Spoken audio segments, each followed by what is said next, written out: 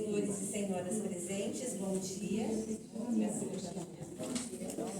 É com muita honra que o grupo de trabalho de humanização deste Centro de Atenção Integral à Saúde de Santa Rita inicia essa manhã com o tema O Sofrimento Humano e a Esperança. O eixo central deste encontro é promover o diálogo e o debate acerca dos diversos aspectos que envolvem o tema, com o intuito de refletirmos nossas práticas profissionais e, claro, darmos mais um passo em direção ao nosso desenvolvimento pessoal.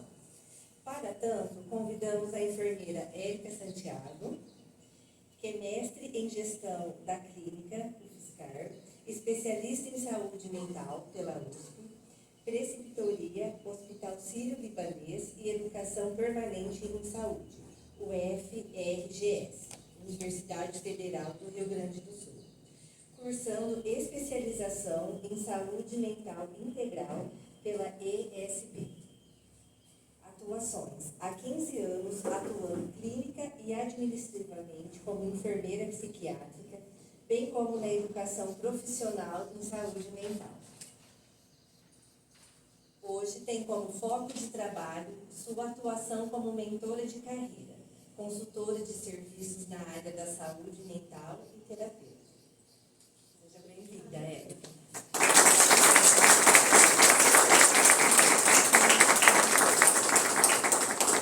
Eu falo que falar para os nossos, né? Eu considero aqui todos meus também.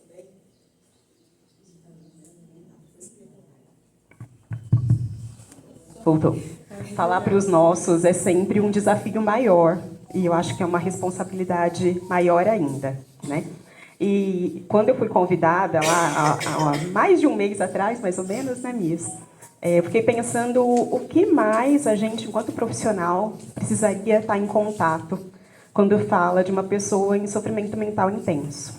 E aí, até no último mês, a gente teve um momento no CAPES de receber uma pessoa com não só ideação, mas com planejamento também suicida, né? E nas reuniões de equipe que foram se sucedendo, a gente discutindo o caso, né, e ampliando as ações de cuidado, eu fui vendo o quanto que é importante a gente, apesar de muitos já saberem o que eu vou falar aqui, a gente está sempre reforçando, revendo, revalidando e mudando rota quando necessário, né? Então, agradeço novamente, né, o grupo pelo convite e espero com o workshop de hoje a gente conseguir produzir junto um pouquinho mais de cuidado na saúde mental para as pessoas que estão em sofrimento intenso. Tá bom? Então, começando do sofrimento, né, a relação dele com o suicídio, eu queria trazer um pouco da contextualização mesmo, do que é o suicídio. O suicídio ele é um ato deliberado, ele é intencional, plenamente consciente, né? Mesmo que a pessoa esteja ali ambivalente. Quando a gente fala de ambivalência, sabe-se que é a pessoa ter o desejo e não ter o desejo ao mesmo tempo.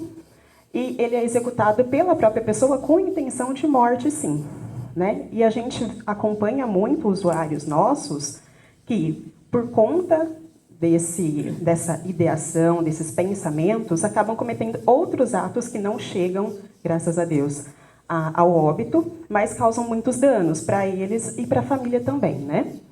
O suicídio, eu gosto de frisar ali dele ser multifatorial, porque tem uma certa romantização, sim, que fala, a pessoa atentou contra si porque separou, ou atentou contra si porque perdeu tudo na vida.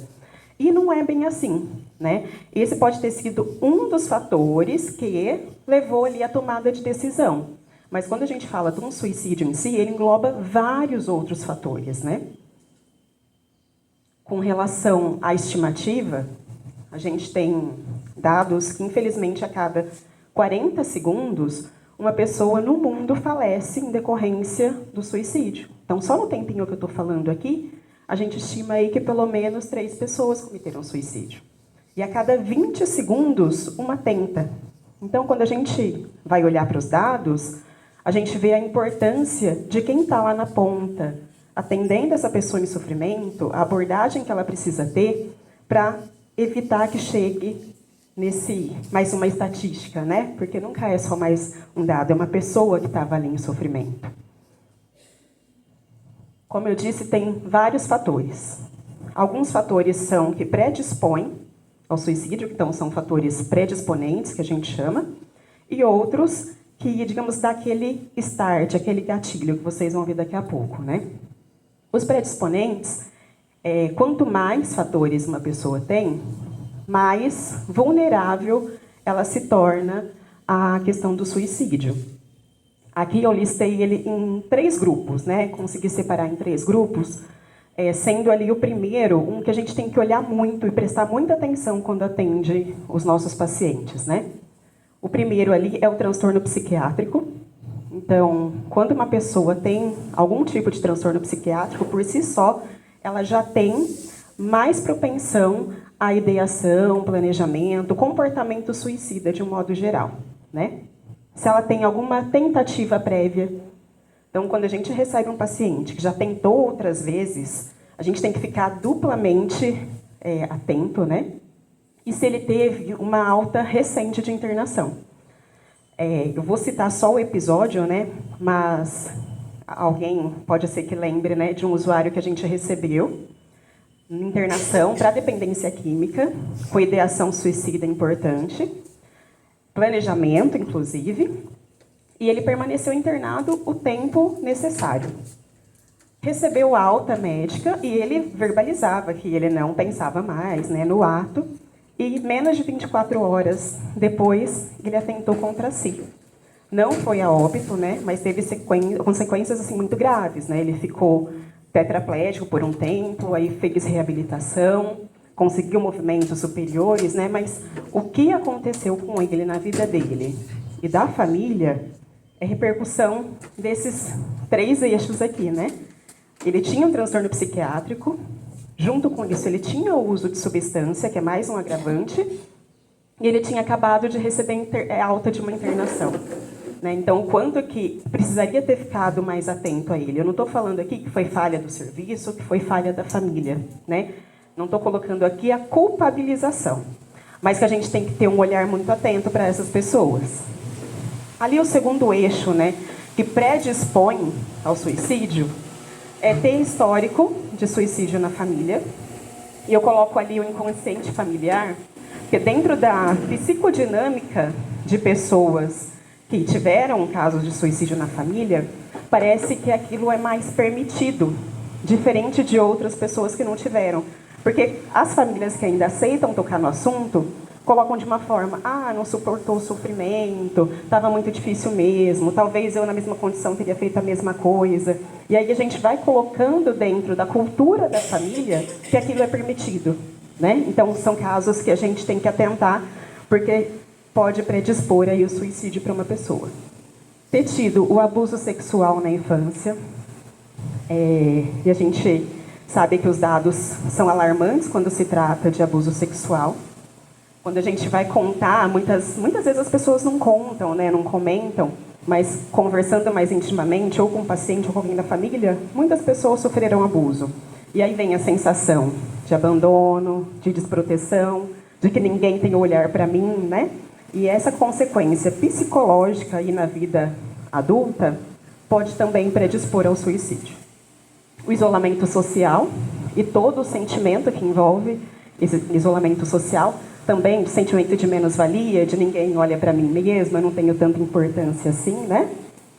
E aí eu entro no terceiro eixo, que fala do aspecto mais psicológico mesmo de cada um, quando uma pessoa é mais impulsiva, e a gente conhece os perfis, né? Eu trato ali como temperamento, né? Tem temperamentos da pessoa que ela é mais explosiva, do jeito que bate e volta, né? E a gente entende que pessoas que têm esse tipo de comportamento mais impulsivo podem tender, sim, ao suicídio e também com uma maior agressividade, né? Ou seja, utilizar meios mais prejudiciais para si. Né? Tem aqueles lá que fazem autolesão, tem outros que vão utilizar meios mais brutos e até mesmo muito mais letais, a depender dessa impulsividade, dessa agressividade de cada um. E ali, por último, né, nesse terceiro eixo, as doenças incapacitantes ou incuráveis. Porque a pessoa que está passando por um problema de doença grave, que percebe que é um tratamento para o resto da vida, muitas vezes tratamentos que não são efetivos, ela pode começar a se pensar por que a vida vale a pena. Por que vale viver a vida assim? Né? E aí ter uma tendência também ao suicídio. Aqui eu trouxe só para a gente ver, né, quando fala do transtorno psiquiátrico, com relação ao suicídio, 35% das pessoas que cometeram suicídio tinham algum tipo de transtorno de humor. Então, seja depressão, seja um transtorno bipolar, né? Depois, 22% por uso de substância. Ali vai diminuindo, né? 10%, 11% a esquizofrenia e o transtorno de personalidade. Todo mundo aqui lida com pessoas, como eu lido lá no CAPES, né? Um fator não exclui o outro, ao contrário. Um fator soma-se ao outro. Então, hoje a gente vê muitas pessoas que usam substância e que têm também um transtorno de humor e que têm também um transtorno de personalidade. E aí, quando ela fala pra gente que eu não vejo mais sentido em viver assim, a gente tem que somar tudo isso aqui, ó. Ela está quase 50% ali com uma chance de realmente atentar contra si. Porque um fator somou ao outro, né? Não é excludente. E agora os fatores precipitantes, que geralmente é o que aparece mais na mídia e que as pessoas valorizam muito, e às vezes até de uma forma ruim, né? Que pode ali desencadear a crise suicida. Porque a crise ela é diferente do momento do comportamento suicida, né? O comportamento suicida começa ali nas ideias vagas, né? Mas a crise suicida é o momento da pessoa tomar a decisão. Então, o momento que ela tomou a decisão. Esses fatores podem ser utilizados pela pessoa, né, para desencadear, sim, essa crise. E aí a gente precisa entender quais são eles, né? A desilusão amorosa, conflitos relacionais, separação conjugal.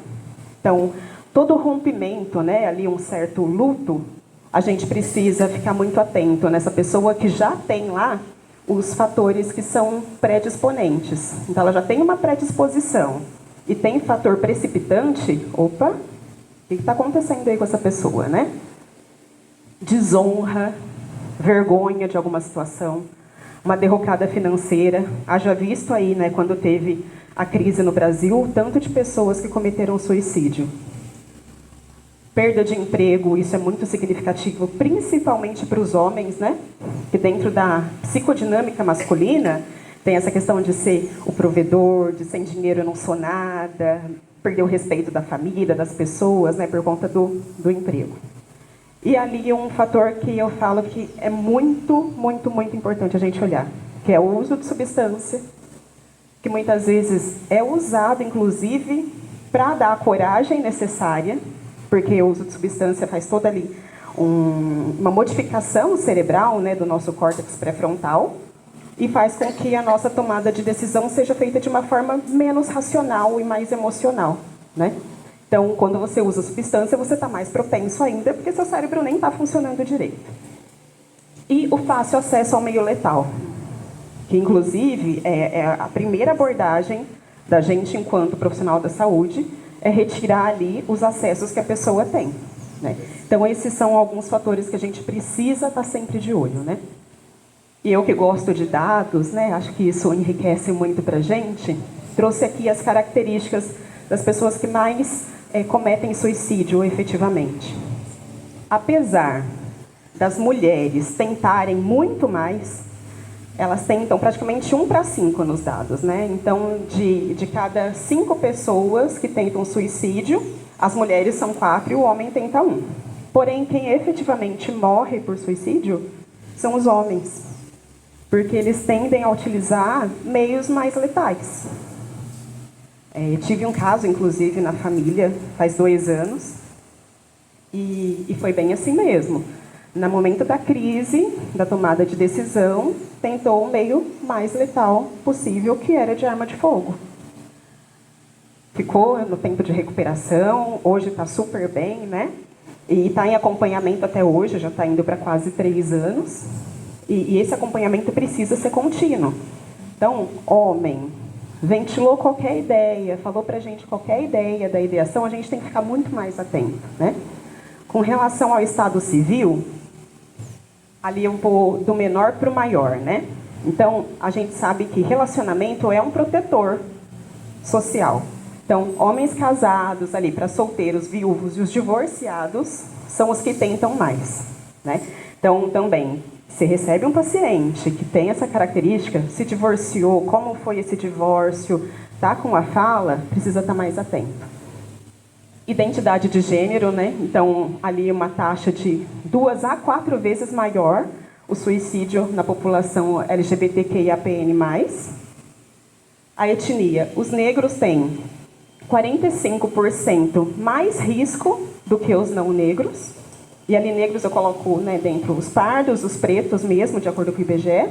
E os indígenas têm uma taxa 3 vezes maior que outra população.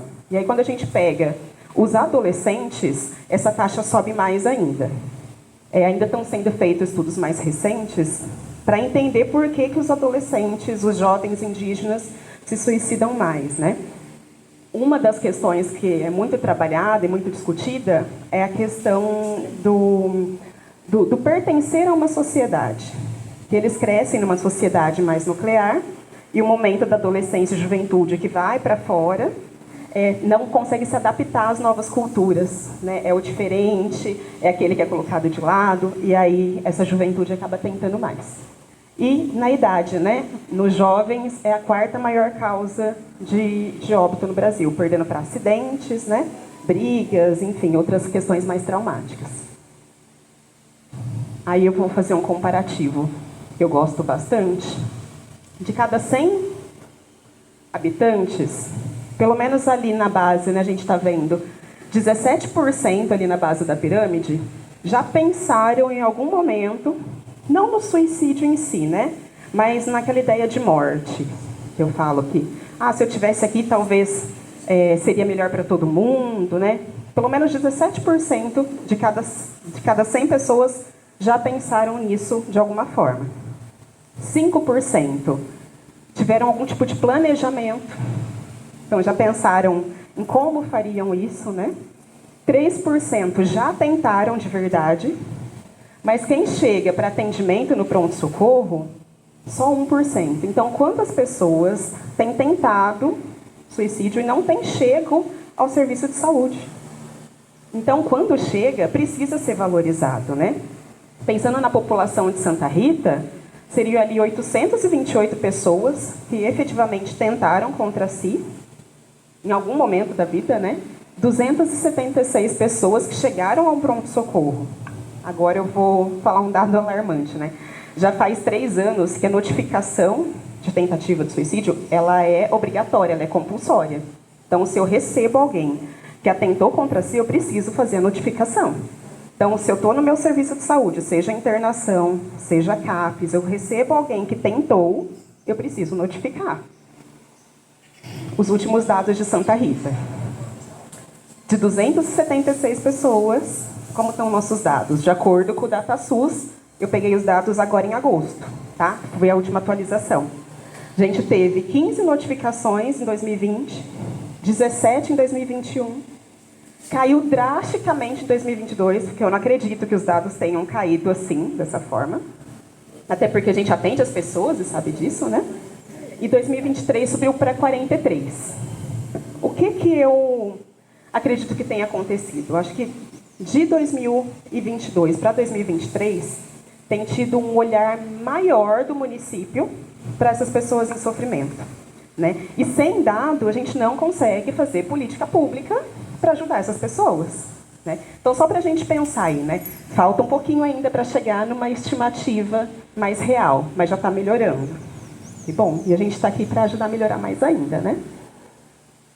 Agora eu vou entrar na temática da importância das mídias sociais, né? Elas têm, sim, um papel fundamental e a gente precisa entender como que o suicídio é discutido nas mídias sociais. Aqui é um ambiente onde tem profissionais da saúde e a gente está veiculando a informação, até falei, de uma forma mais bruta, mais clara, né? Para a população em geral, a gente não consegue fazer isso, nem deve fazer isso, né? Até eu estava discutindo com um colega meu, um médico, que tinha pedido para eu fazer uma palestra na empresa que ele trabalha.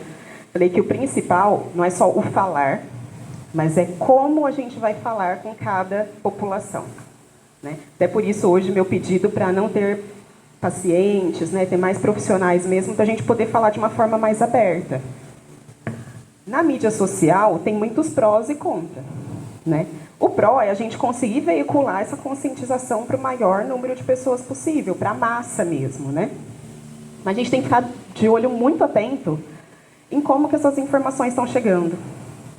Chega muita informação que é errada, chega informação que eu coloco ali como tendenciosa, que vai dando a entender para a população que o suicídio é algo tranquilo, permissivo para quem está em sofrimento, né? E desconsidera a dor das pessoas, até justificando mesmo. Fala, ela fez isso porque... Não, porque ela está doente, ela fez isso porque ela precisava de ajuda e não conseguiu ter a ajuda que ela necessitava naquele momento, né? Então, a mídia hoje, eu observo, e eu acho que muitos vão concordar comigo, que romantiza muito a questão da morte por suicídio, ou a tentativa de suicídio, né? O que eu vejo de positivo hoje é que quando vai veicular a notícia, hoje não se fala mais o meio que foi utilizado, como a pessoa foi encontrada, né, e etc. Então já tem um cuidado maior com isso. Mas ainda assim se usa muito a justificativa, principalmente quando é uma pessoa muito famosa, muito conhecida, né? Eu lembro de uma profissional do esporte que assim demonstrava estar totalmente feliz e atentou contra si, foi a óbito, né? E a mídia, claro, não veiculou os modos como ela executou aquilo, porém, mas ela tinha acabado de passar por um processo de separação. Mas ela tinha perdido o filho. E dando justificativas para que aquilo fosse minimizado, né? Então a gente tem que tomar muito cuidado, porque quando veicula as informações dessa forma, a gente pode replicar a imitação no público em geral. Quem é de Santa Rita, que acho que a maioria, quem não é de Santa Rita? Todo mundo aqui é de Santa Rita? Não é de Santa Rita. Há uns anos atrás, quando tinha qualquer situação de suicídio no município, quem não concordar pode falar, mas eu acho que a maioria vai lembrar. Falava assim, agora vem mais uns 3 por aí. Porque tinha o comportamento de imitação. Parece que, eu falo que abre a porteira da permissão, né?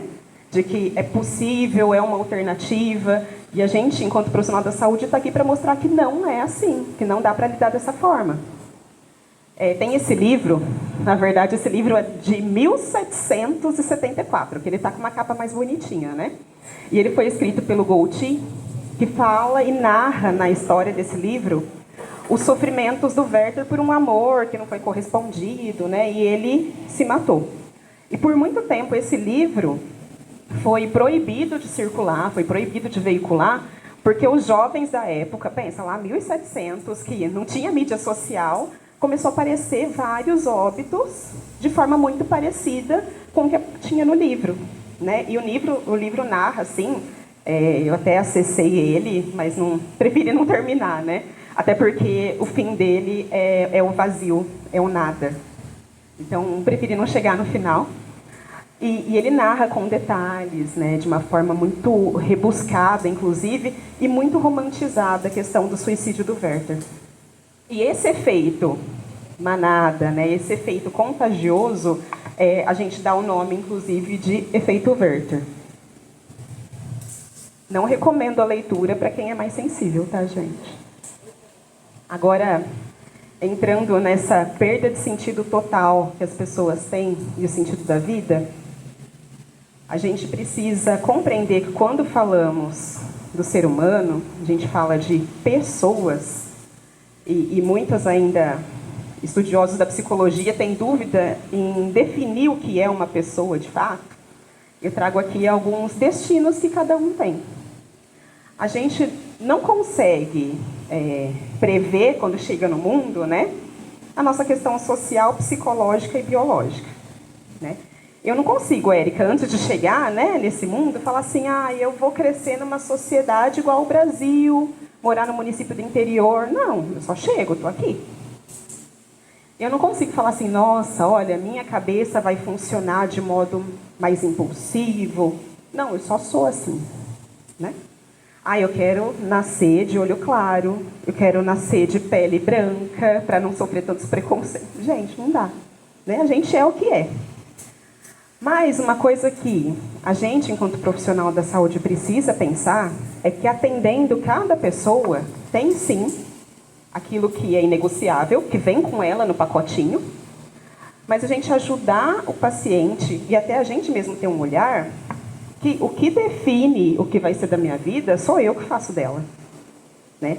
Não tem como eu ficar pensando que eu não vou ser um bom profissional porque eu tenho minha questão social muito ruim. Pode ser que a minha condição social interfira em várias coisas da minha vida, mas ela não define quem eu sou. A gente, enquanto ser humano, ali tem uma frase que eu gosto muito do Viktor Frankl, né? E é um profissional da saúde mental que eu admiro muito, que fala que o ser humano é aquele que sempre decide o que vai ser. Só que para ele decidir, ele precisa estar com a mente sã.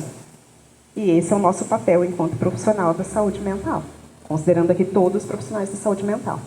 O quanto a gente está conseguindo ajudar os nossos pacientes a avançar na vida, apesar da condição social, apesar da questão psicológica, apesar da biologia dela. Então, eu não considero e não gosto de colocar as pessoas dentro das caixas, sabe? Aquela caixa do porquê eu sou LGBT, porque eu sou negra. Não, eu sou uma pessoa com dificuldades, com possibilidades, e o profissional que está me atendendo precisa olhar para isso. Nem todo mundo consegue, né? A gente tem visto cada vez mais nessa nossa geração mais nova, né? Nem vou falar geração X, Y, Z, tem tantas nomenclaturas hoje, né?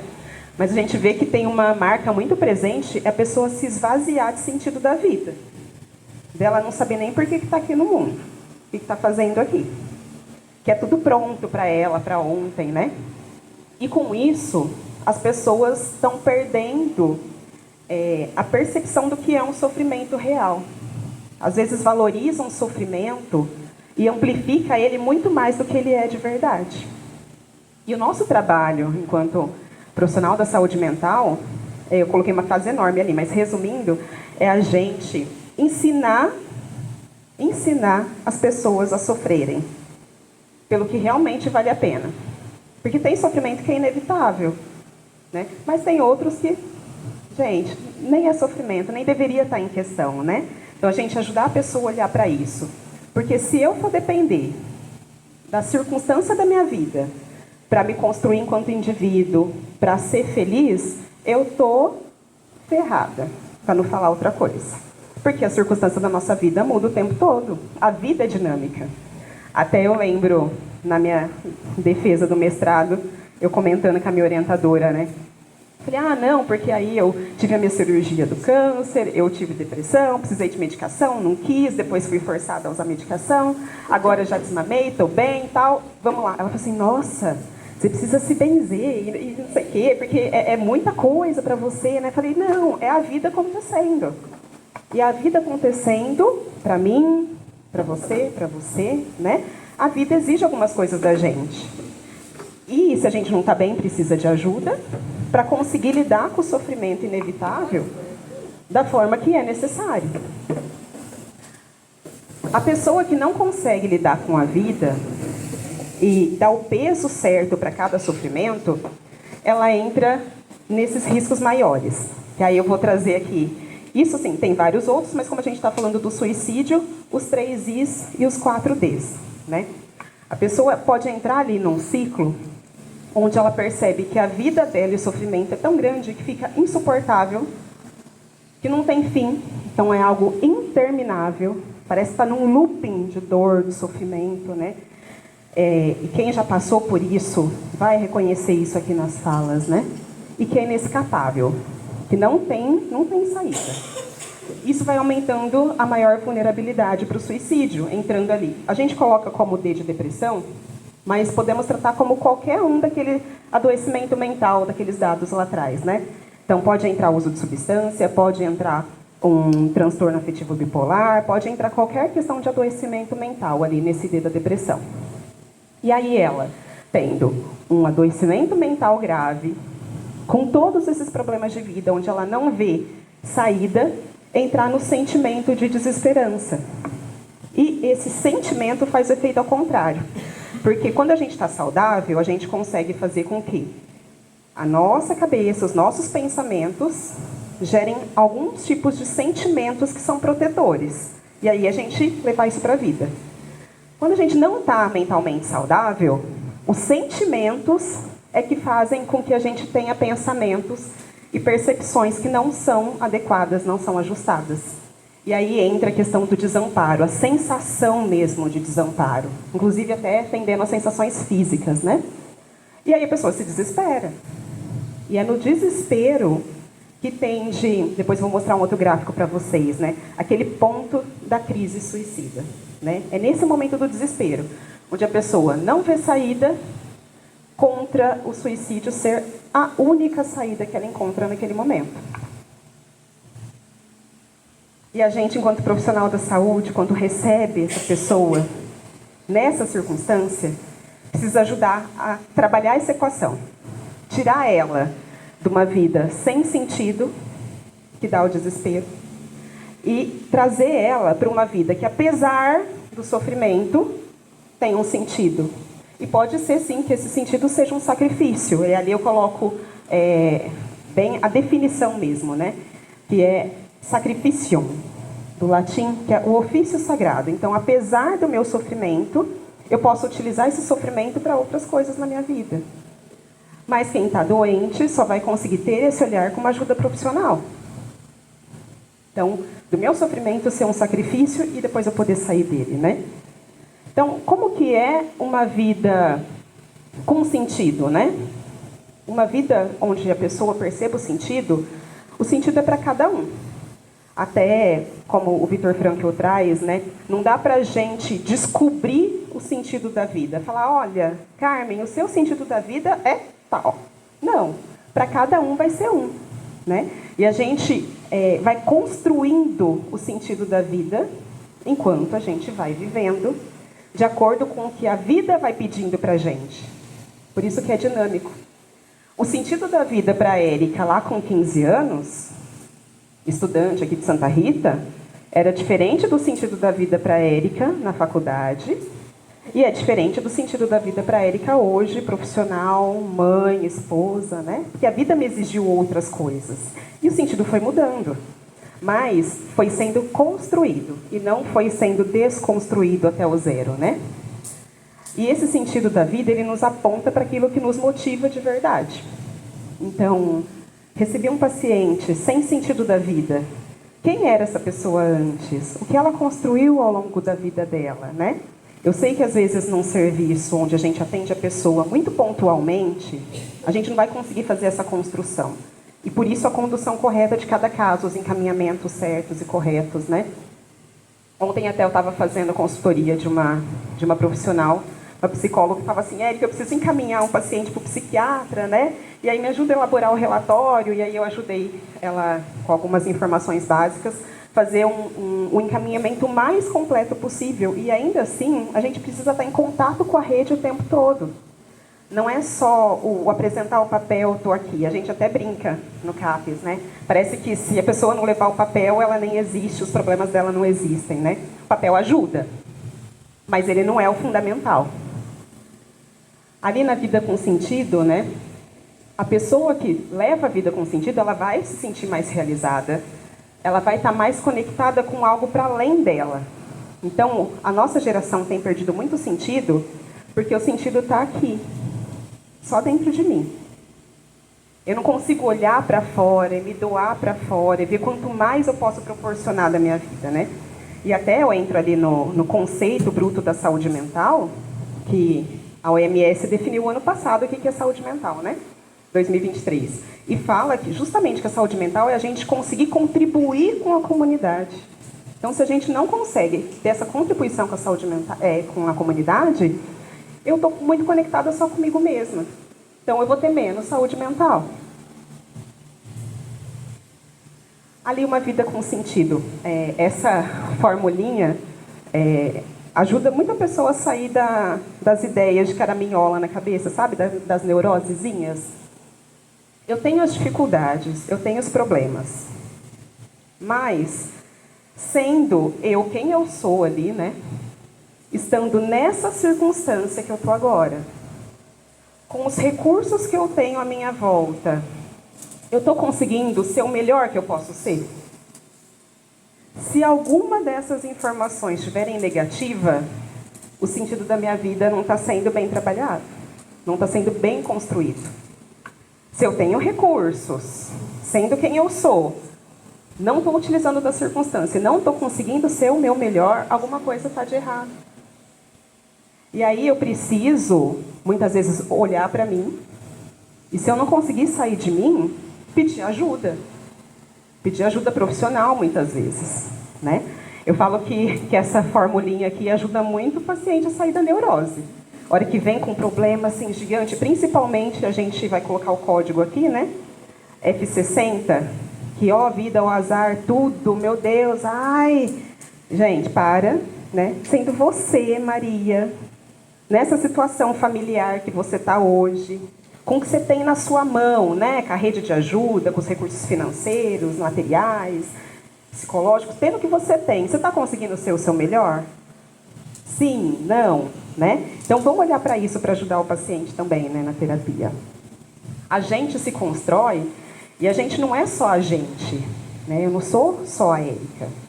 Eu sou a Érica e todas as circunstâncias que me envolvem. Por isso que eu falo que não dá para a gente olhar para o paciente na caixa. O paciente dependente químico, o paciente com depressão, o paciente F60, porque ele é o paciente e ele é tudo o que envolve ele. Não é fácil fazer essa leitura, eu sei disso, né? Estou há 15 anos aí na luta com vocês, inclusive. Mas a gente, enquanto profissional, precisa olhar para isso e ajudar a perceber nesse paciente onde está o pontinho ali de esperança para a gente puxar o fio da meada. Que nem o novelo que a gente vai mesmo desenrolando, né? A gente precisa ajudar ele a compreender esses próprios sentimentos. Às vezes a pessoa não sabe nem nomear o sentimento que ela tem, né? Só que dentro do atendimento terapêutico, né, do setting terapêutico, eu preciso entender quem eu sou primeiro, para depois poder ofertar um cuidado para a pessoa. Eu sei que a temática que eu trouxe hoje ela é densa, e aí a gente precisa entender, dentro desse contexto, eu vou falar só do tema do suicídio hoje, né? Quem sou eu? Qual que é a compreensão que eu tenho disso? Às vezes eu tenho questões culturais, religiosas, né? E eu olho para a questão do suicídio como algo ou justificável, ou então, vai para o inferno, né? E a gente carrega isso para o paciente. A gente tem que ter muito cuidado em entender quem a gente é para fazer o tipo de assistência para a pessoa, né? Quais são os gatilhos que eu tenho? Talvez eu, por ter vivido isso na família, tivesse despertado alguns gatilhos que eu não conseguiria trabalhar com essa temática, eu não conseguiria fazer os atendimentos que eu faço, né?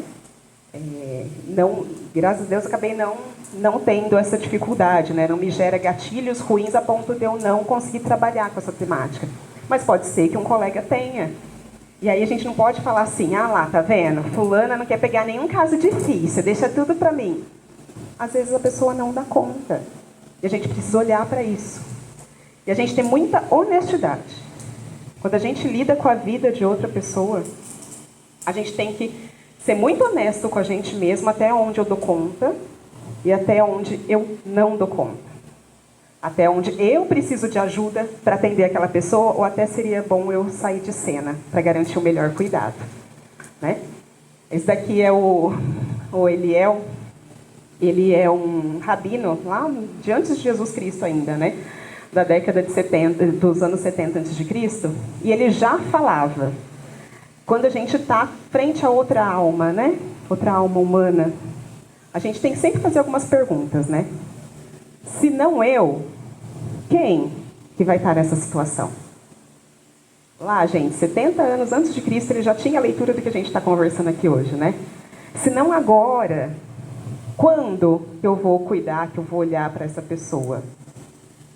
Se não aqui, onde? Então, eu estou atendendo essa pessoa no CAPES, eu estou atendendo essa pessoa no ambulatório, na atenção básica. Tá, não é aqui, mas onde é? Né, que eu vou ofertar esse cuidado, que eu vou ter esse olhar para essa pessoa. Agora, o mais importante de tudo, que eu acho que eu trouxe até agora, né? Se eu for só para mim, para eu, Érica, para o meu umbiguinho, que tipo de pessoa eu estou sendo?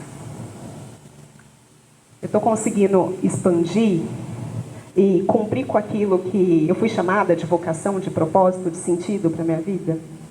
Talvez não, né?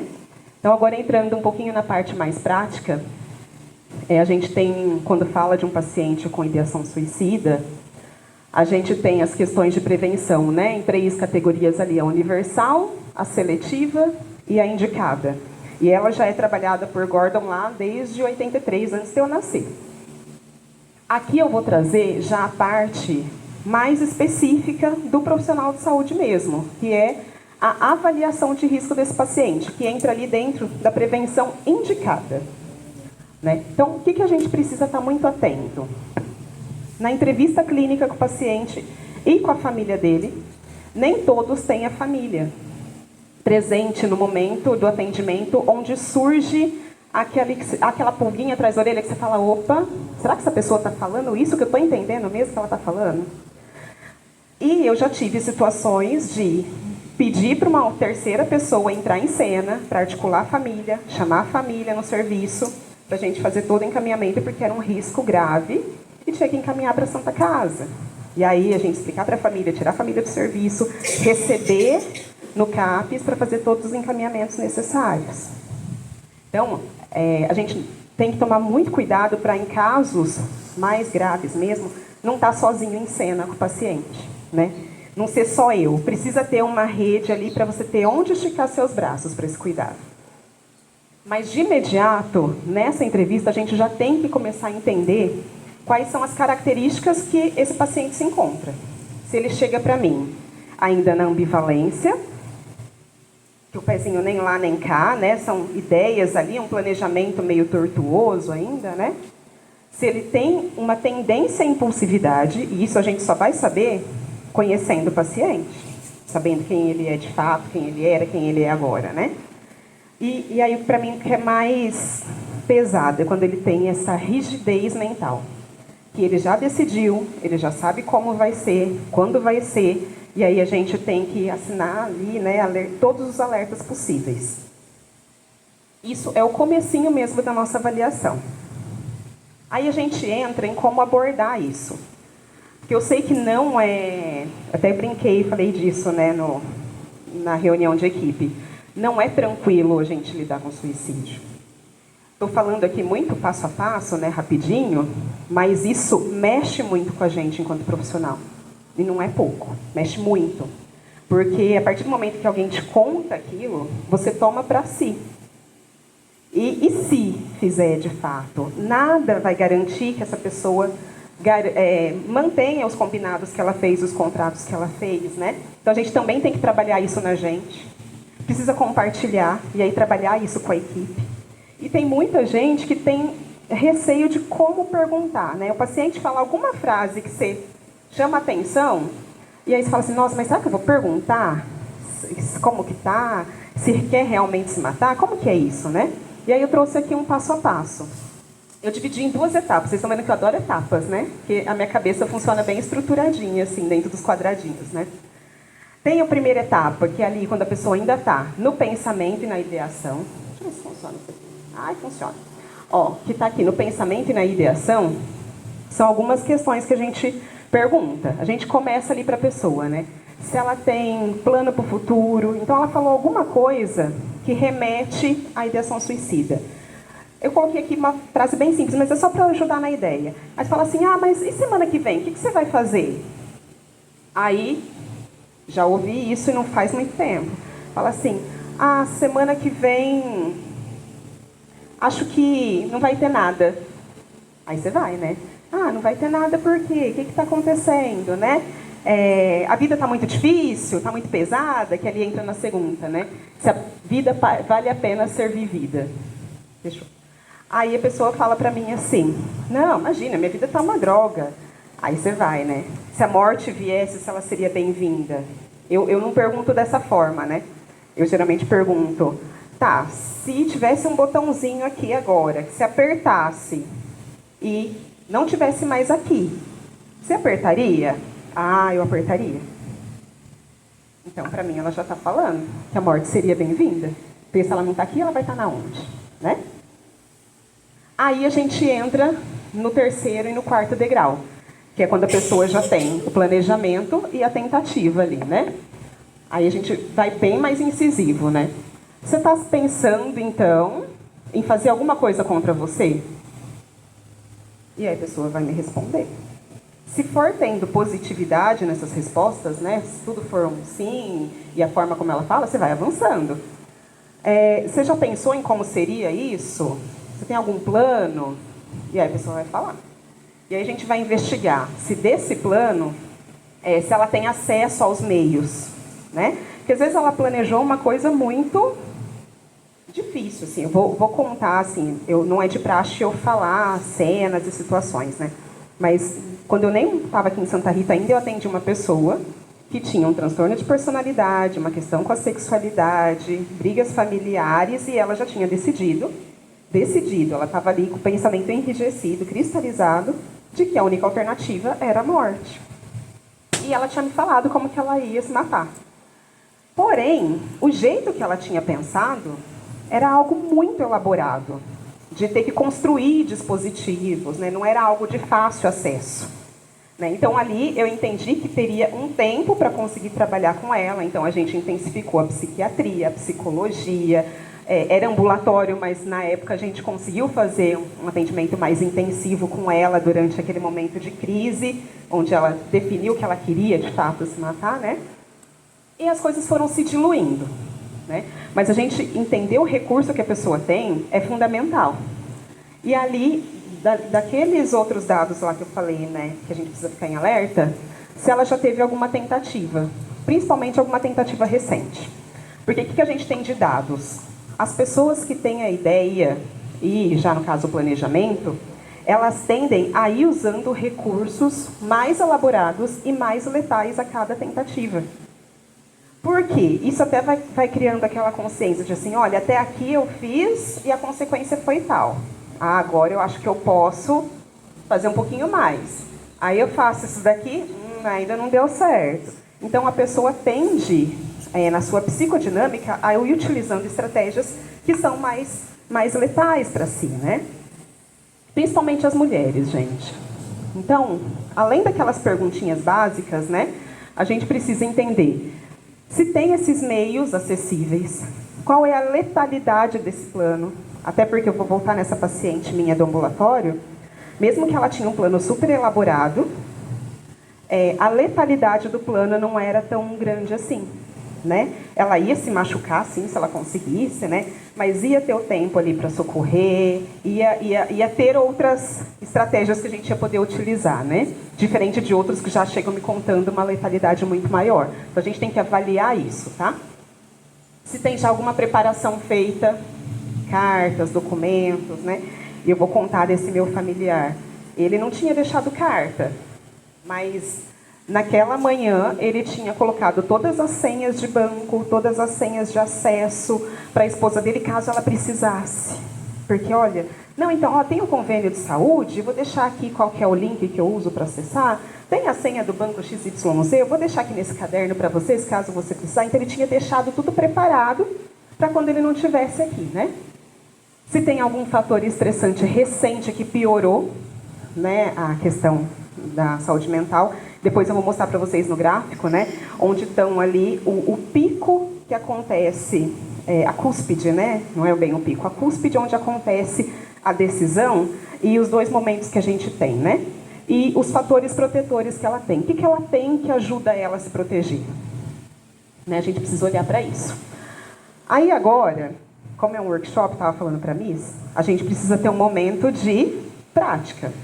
Então, eu vou pedir para vocês se dividirem em 3 grupos, fazendo um favor, para a gente fazer um momento de prática rapidinho, conhecendo um pouquinho o José, a Beatriz e o Pedro, tá bom? Então, pode fazer 3 círculos, gente. Um aqui no canto, um aqui no meio e um aqui, por favor.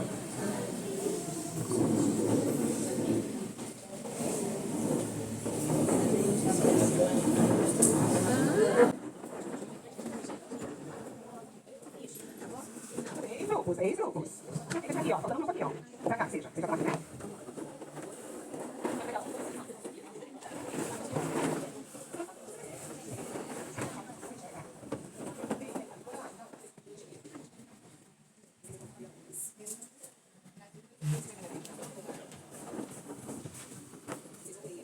A encomenda é, gente, conhecer um pouquinho quem são essas pessoas, entender que não vou colocar o serviço de saúde que vocês estão atendendo ela, mas ela chegou para você com essa característica, né? Então, qual que é, dentro dessa realidade que a pessoa está apresentando, o risco suicida que ela tem? Por que que você acha que ela tem esse risco, né? E qual que vai ser a condução inicial desse caso? Então, peguei a pessoa nessa situação, com esse risco que eu considero por conta disso, disso, disso, e qual que vai ser o meu encaminhamento enquanto profissional, tá?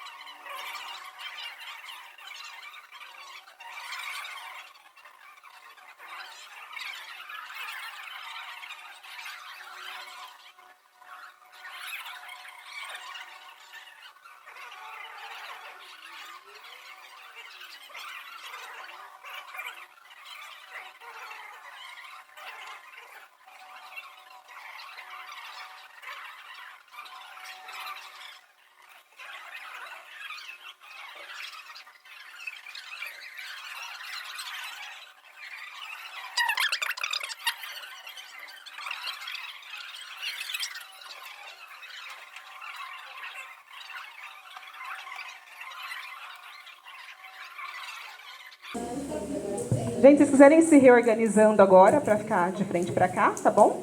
Pra gente ir conduzindo. Só estou esperando a oradora do primeiro grupo retornar.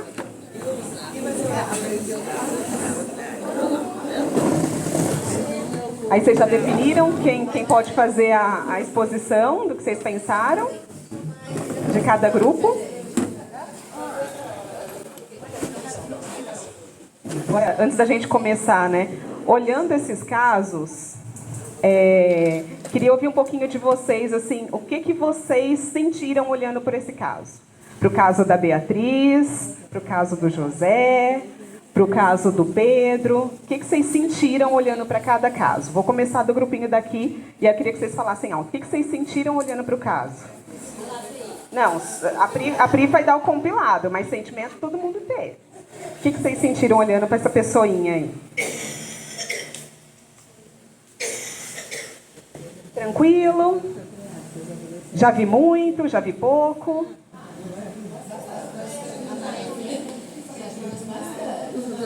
No NAD apareceu bastante.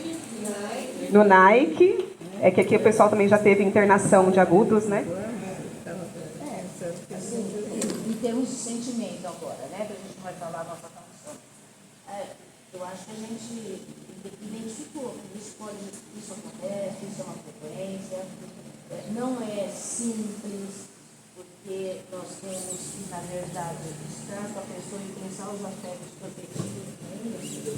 E basicamente, assim, ter um sentimento, uma angústia, porque a gente precisa estar investindo aí nos aspectos protetivos e às vezes a gente não tem essa possibilidade também. Sim, angústia, né? Apareceu. Já vi muito, né? Já sei.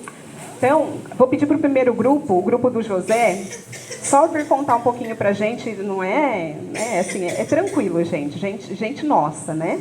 Só contar um pouquinho de quem é o José e por que vocês seguiram por essa condição. Pode ser? A Pri, oradora?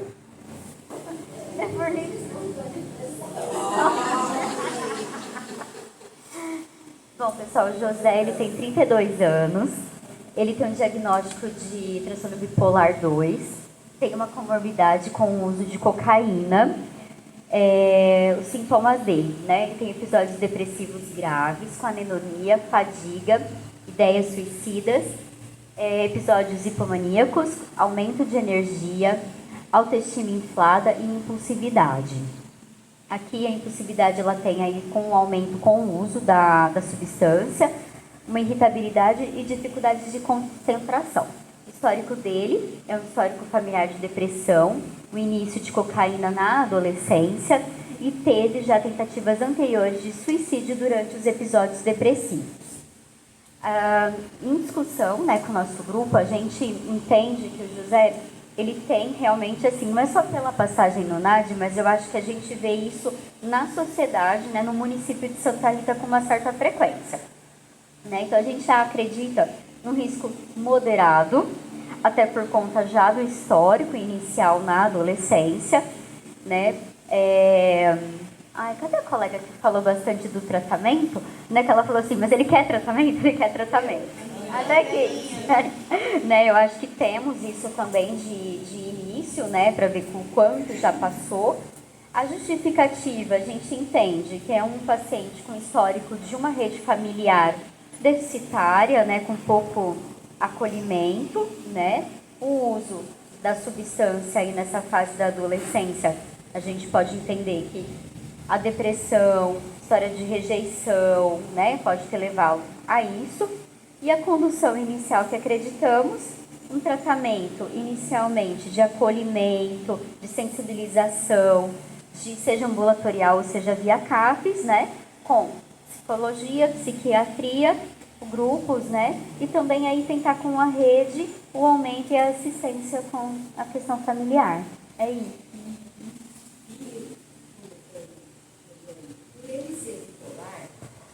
Por ele ser bipolar, a gente percebe que ali na história dele, quando ele fica deprimido, aumenta o risco suicida. Então, por isso que ele busca a droga, a cocaína, que é onde ele fica bem, ele se interage melhor, ele se sente melhor, né? Não fica na anedonia, né? Então, ele se sente melhor. Então, por ele ser bipolar, que causa a depressão, eles não aceitam muito ficar nesse nível de baixa. Então, é onde ele busca a cocaína para dar um up, né? Então, vamos conhecer um pouquinho do José aqui, né? Para quem não leu lá. Então, diante de tudo isso, a gente, quando aplica o instrumento, que depois eu vou mostrar para vocês na sequência, tem vários que a gente pode utilizar, né? Um que é aquela da estratificação, onde a gente só considera se é baixo, moderado ou alto. E depois tem outro que a gente consegue contabilizar e mensurar. Eu acho que para a gente que está no dia a dia, principalmente em serviços mais de internação, o outro instrumento que eu vou mostrar daqui a pouco, ele pode ser mais efetivo, porque ele já dá, inclusive, a classificação para a gente, né? O José ele tem um risco alto, porque ele tem a questão da ideação suicida muito ativa, ele tem a questão da impulsividade, e o paciente que tem transtorno bipolar, por conta desse aumento de energia, somado à impulsividade e o uso de substância, como a gente viu lá, né, um fator vai se somando ao outro. E por ele já ter essa ideação muito presente, o risco dele é muito mais aumentado, né? A gente precisa sempre olhar para a questão da comorbidade, sim, que eu acho que vocês puxaram bastante, isso é importante, né? Então, do uso de substância, do transtorno bipolar e de outras questões comportamentais que fazem com que o José tenha um risco muito maior.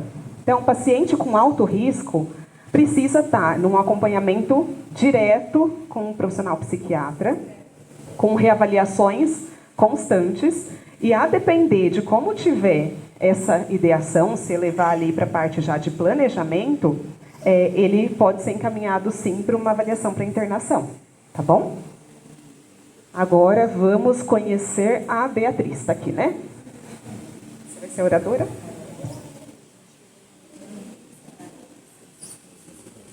A nossa é a Beatriz, 28 anos. Diagnóstico: transtorno depressivo maior com características psicóticas e uso crônico de álcool.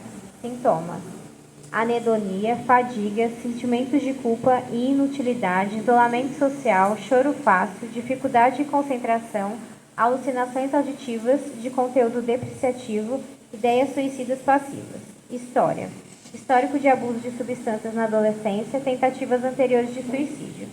A gente classificou o risco da Beatriz como risco alto, né, de suicídio, devido por conta do próprio diagnóstico mesmo dela, né, do transtorno, e por conta dos sintomas que ela apresenta também, e das tentativas anteriores de suicídio. Então, a gente classificou ela como grau alto de suicídio. E a gente colocou como condução do caso, né, a avaliação multiprofissional, para ver para quais serviços a gente iria encaminhar ela, assim como também a comunicação da rede de apoio da família dela, para ela também ter o suporte da rede de apoio, se esse suporte realmente existir, né? Aí a gente tem que buscar isso para ver se ele realmente existe, se ele existir, trazer ele para ela também. Agora, então, a gente vai ver mais de pertinho a Beatriz.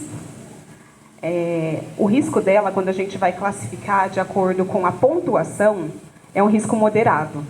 Porque a presença da ideação ainda está muito sutil, ela não está com o planejamento, né, naquele segundo e no terceiro e quarto degrauzinhos daquela escada lá que eu apresentei para vocês, né? Então, na hora que a gente vai fazer a pontuação, apesar dos sintomas depressivos clássicos que ela encontra, né, a questão da concretude do ato suicida para ela ainda não está presente.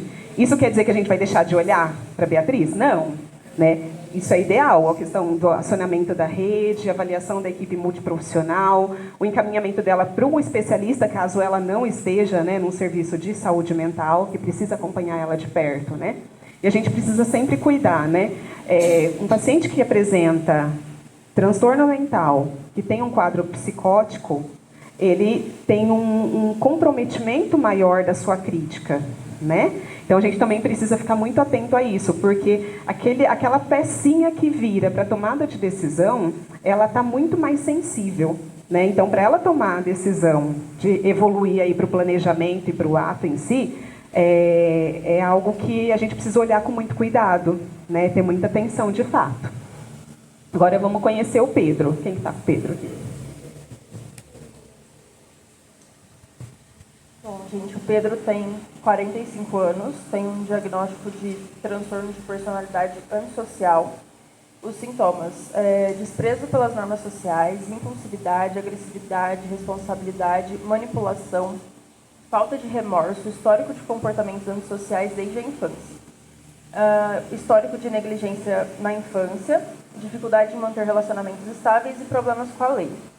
A gente colocou o risco como baixo, porque a gente pensou nessa pessoa como o antissocial mais com problemas com terceiros do que com ele mesmo, né? A gente até comentou, é uma pessoa que enfrenta situações, né? Às vezes não é de uma maneira adequada, mas que mesmo assim tem esse enfrentamento e também não tem nenhuma tentativa anterior.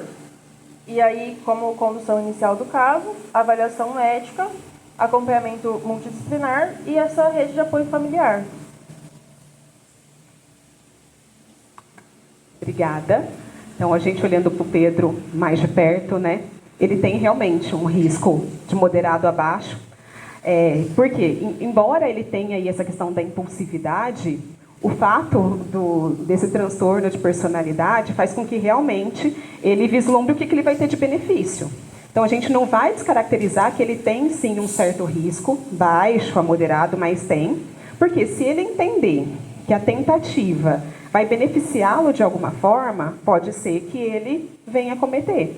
Mas é bem menor se comparado ao caso da Beatriz e do José, do que a gente viu antes, né? Ele usa muito dessa questão da eu vou me matar enquanto uma manipulação do outro mesmo, né? Enquanto ele estiver ali colhendo da pessoa, sugando toda a energia da pessoa, para ele está tudo bem, não tem por que ele se arriscar, digamos assim, né? Então, é bacana a gente olhar para isso. Aqui eu não coloquei nenhuma comorbidade, né? Só o transtorno em si. E até para a gente desmistificar um pouco, porque quando aparece transtorno de personalidade antissocial, as pessoas já pensam no psicopata que mata e X e tal, né? E não é bem assim, né? A gente tem pessoas com transtorno de personalidade antissocial que manipulam e conseguem as coisas do jeitinho delas, né? Permeando ali pelas frechinhas. Esse daqui, ó, é a tabelinha que eu trouxe para vocês. Ela é usada desde 2010.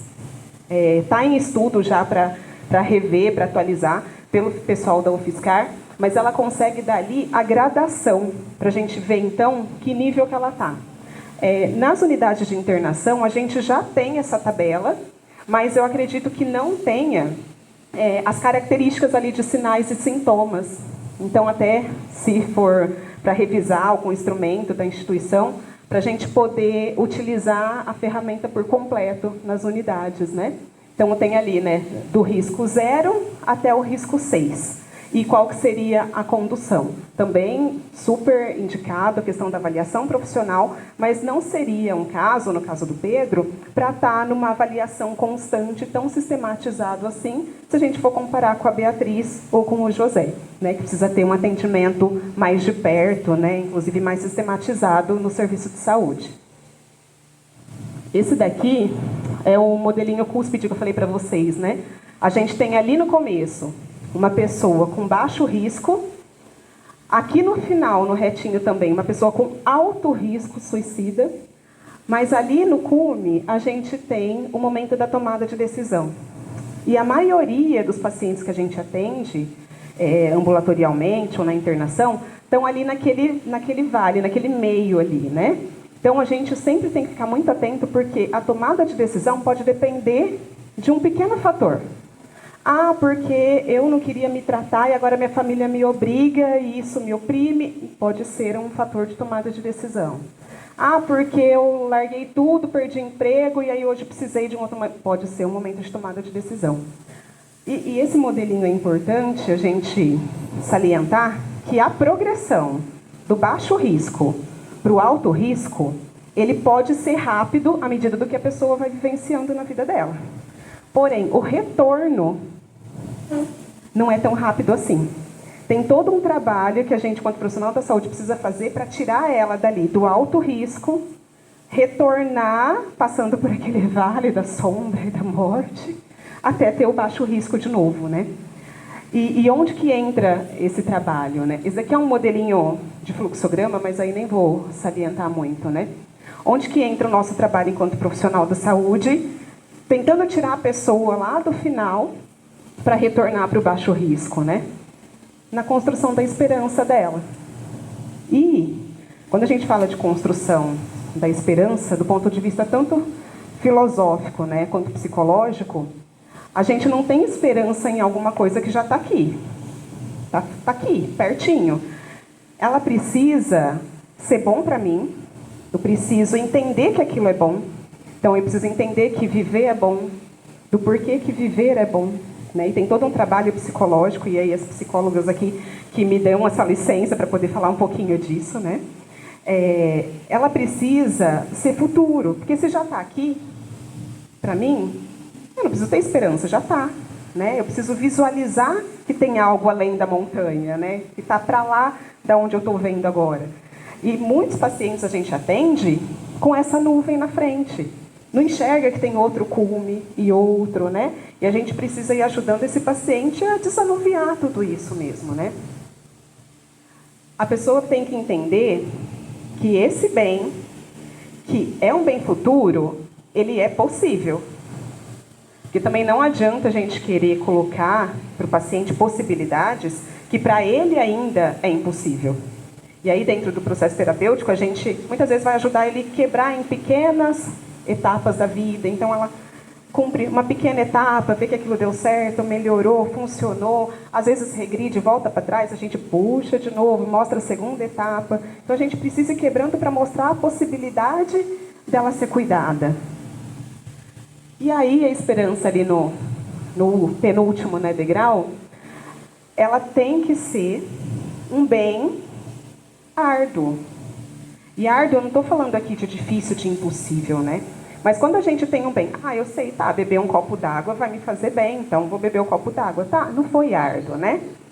E aí eu coloco isso porque é tão difícil a gente sair da gente mesmo para chegar num bem árduo, que às vezes está fora de mim, está no cuidado com o outro. Como que eu vou querer ajudar um paciente se eu não estou conseguindo fazer isso comigo mesmo? Eu quero só o que é fácil, eu quero só o que é momentâneo, para ontem, sem paciência, né? Então, essa esperança que eu trago aqui, ela tem que ser primeiro construída na gente, enquanto profissional de saúde, que está lá na linha de frente com os pacientes. Porque se a gente não tiver isso aqui muito bem consolidado para a gente mesmo, a gente não vai conseguir estender a mão. Eu tenho atendido algumas pessoas, né, fora do serviço público, e eu vejo o quanto que esse mundo hoje mais caótico, eu converso muito disso com a Miriam até, né, tem tirado isso das pessoas. Tem tirado o vislumbre do além da montanha, tem tirado o desejo de fazer as coisas, porque eu quero tudo aqui agora, eu quero isso aqui que está no meu alcance nesse momento. E aí tem um trabalho árduo de ajudar a construir a esperança do paciente, né? O paciente precisa reconhecer na gente, na equipe, né, um canal de ajuda. E aí eu coloquei esse quadro aqui porque eu estava conversando com uma psiquiatra amiga minha. Ela é de um município, diz que é um município pequeno, né, de 700 mil habitantes, assim. E aí ela estava falando que ela atendeu uma pessoa que chegou para ela e falou assim, doutora, você falou que se eu precisasse de ajuda, era só eu ir no serviço de saúde, porque o CAPS estava fechado, e eu fui, e ninguém quis me atender. E aí eu fiquei pensando, falei, nossa, fez eu pensar, né? Porque aqui a gente tem 27 mil habitantes, e num atendimento, muitas vezes eu falo assim, olha, se você não estiver bem, o pensamento estiver ruim, vem no CAPS, final de semana você tem a Santa Casa. E aí eu fiquei pensando, será que os serviços estão preparados para atender essa pessoa em sofrimento? Essa minha amiga falou lá de um município, para mim já é de grande porte, né? Eu que sou do interior, 700 mil, né? E a pessoa procurou um serviço. E o profissional que estava lá não estava preparado para atendê-la. E que bom que ela conseguiu esperar o dia da consulta com a médica, né? Que bom que ela conseguiu. O serviço de saúde, ele não é obrigado a resolver tudo. Porque também ele tem ali nas suas instâncias a sua resolubilidade, que é até onde eu dou conta. Por isso que tem atenção básica, atenção especializada, hospitalar, emergência, porque senão não teria essa gradação, né? Mas será que eu, no meu serviço, estou atendendo o paciente de acordo com a minha resolubilidade? Eu estou sendo, aí enquanto profissional, a resolutividade, que é diferente, né? A resolutividade é individual.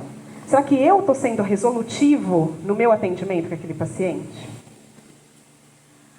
A gente precisa entender aonde a gente está, qual que é o cenário que eu encontro, que serviços que eu tenho de rede, de encaminhamentos, né? Para a gente conseguir assistir o paciente em sofrimento integralmente. Tá, eu estou num serviço de internação, cuidando dele, com ideação, planejamento, tudo isso que a gente viu, né? Mas ele vai sair. E para onde ele vai? Quem vai atender? Quem vai atender conhece o caso? Eu fui lá, eu discuti, eu conversei. Eu falo que eu tenho rodinha no pé aqui, né? Então, toda hora estou lá no ambulatório, estou no PSF, vou no centro de saúde, e liga, e conversa e tudo mais, para a gente conseguir garantir a continuidade da assistência desse paciente. Quando a gente tem um paciente que está bem direcionado, isso faz toda a diferença, né? Ele se sente bem, ele se sente à vontade, às vezes ele conta coisas que ele nunca contou para ninguém. E não são raras as vezes que eu atendo o paciente, até essa última mais recente, com ideação suicida, e aí agradeço que a doutora encaixou e atendeu mais rápido, porque viu a necessidade também, vocês acolheram e tudo mais, né? Porque muitas vezes chega ali naquele ponto onde a pessoa consegue verbalizar. E quando ela consegue verbalizar, a gente precisa saber como conduzir. Os profissionais, nós, precisamos estar seguros para poder conduzir, né? O caso do paciente, que articulação que eu faço, que documento que eu mando, né? Até onde mais eu posso ir, e aquilo que eu falei lá no começo. Tudo isso ainda não garante que o paciente não vai cometer algo contra si. Mas eu, enquanto profissional, quero o quê? Deitar minha cabeça no travesseiro à noite e poder falar assim, ai, foi difícil, me sugou, mas eu consegui fazer tudo o que estava no meu alcance. Né? Acionei tudo o que era possível. Eu não quero deitar a cabeça no travesseiro e ficar lá no e se. Ah, e se eu tivesse ligado? E se eu tivesse articulado? E se eu tivesse encaminhado para a internação? A gente também precisa lembrar que o risco de morte de um paciente faz com que a gente quebre o sigilo profissional. Não existe sigilo profissional quando se trata de ideação suicida. E essa é uma dúvida até que eu estava orientando uma colega minha de um CAPS lá de Limeira. Ela falou assim, não, Érica, mas aí a gente tem todo um trabalho para garantir o sigilo. Eu falei, não, quando o paciente está em risco, a gente não pode garantir esse sigilo para ele. A gente garante uma outra gama de coisas, mas o sigilo não é uma delas. Então a gente vai ter que acionar outros profissionais para não ficar sozinho em cena.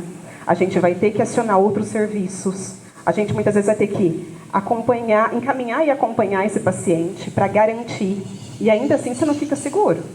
Né? Falo que nesse último caso aí tem visita domiciliar e tem conversa no PSF, para o PSF fazer visita e te ligar e contar como foi, né? E compartilhar com a equipe, porque eu não estou 24 horas, não trabalho 24 horas. Aqui ninguém, eu espero, né? Eu espero. E aí, se o paciente chegar no momento que eu não estou, garantir a continuidade, quem vai assistir, quem vai acolher, né? Para a gente poder ficar tranquilo com o caso. E aí, por isso eu tenho trabalhado não só no serviço hoje, né? Como também fazendo esse trabalho de mentoria, de consultoria para os serviços, para ajudar as pessoas a terem mais segurança nos seus atendimentos, né? E, consequentemente, o paciente tá assistido na sua integralidade, né?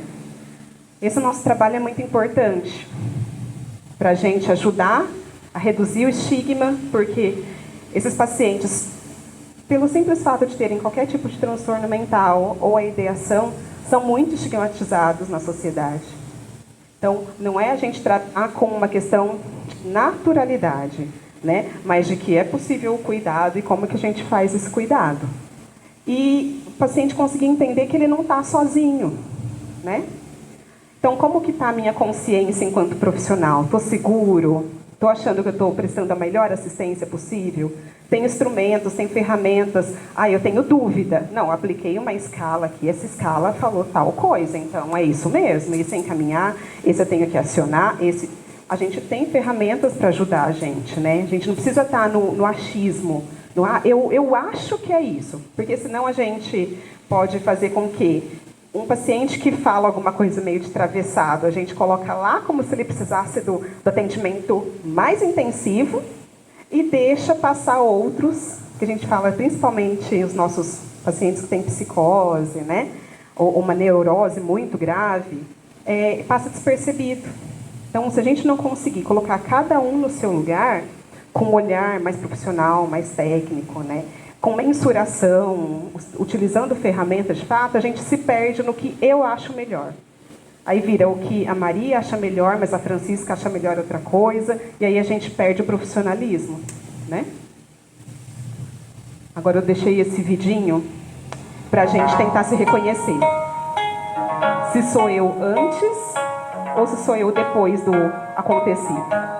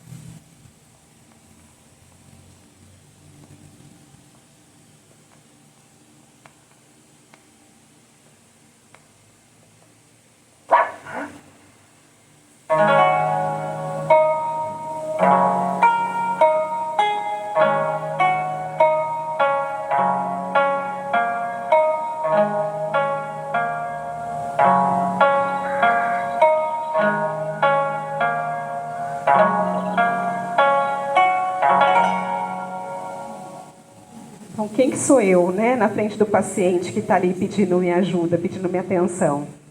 Às vezes cansa, dá trabalho, gente. Mas a gente está aqui para isso, né? De certa forma, a gente escolheu estar aqui. Então, eu coloco de novo a frase, né, do Dr. Saulo, né, que você é você e as suas circunstâncias. Então, quais são as minhas circunstâncias? Deixei aí o QR Code de um livro de presente para vocês, que eu acho que é importante. O livro Nação Dopamina, que é para a gente conseguir entender um pouquinho desse movimento hoje da dopamina no nosso dia a dia. Acho que vale a pena todo mundo conhecer um pouquinho.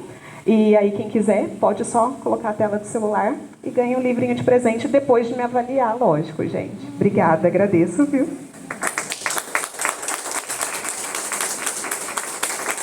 E agradeço a paciência até agora. A gente te agradece, Érica, pelas palavras. Chamar a nossa colega Ana, que faz parte também do membro da humanização, para te dar uma singela lembrança. Obrigada a todos. Não sei se todos já assinaram a lista, por favor, assinar. Quem quiser copiar o QR Code, fique à vontade.